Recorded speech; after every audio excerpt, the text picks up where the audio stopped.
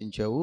అందుని బట్టి నన్ను రాజుగా చేసావని చెప్పి ఎక్కడ గర్వపడకున్నట్లుగా, అయ్యా నా నా నా కుటుంబము నీ సన్నిధిలో ఉండాలయ్యా అని చెప్పి 29లో అంటాడు. ఏమంటాడంటే 28లో అంటాడు, యెహోవా నా ప్రభువా, మేలు దయచేయుదువని నీవు నీ దాసుడునైన నాకు సెలవిచ్చి ఉన్నావే.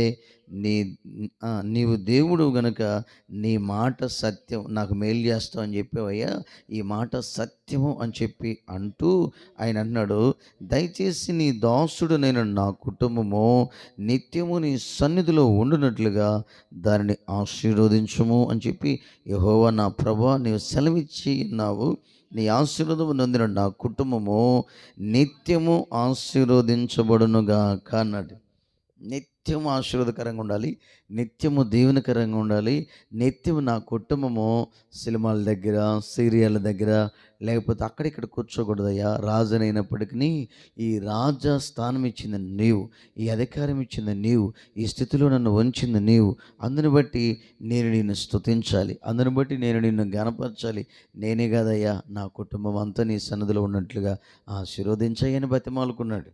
ఆయన ప్రార్థనలు చాలా బాగుంటాయండి. ఆయన ప్రార్థన విధానమే చాలా బాగుంటుంది. దావీదు గారు చేసిన ప్రార్థనకి దేవుడు వాలిపోతాడు. నిజం. దేవుడు కూడా వాలిపోతాడు. దేవుడు కూడా ఆయన ప్రార్థనకి సమీపంగా ఉంటాడు.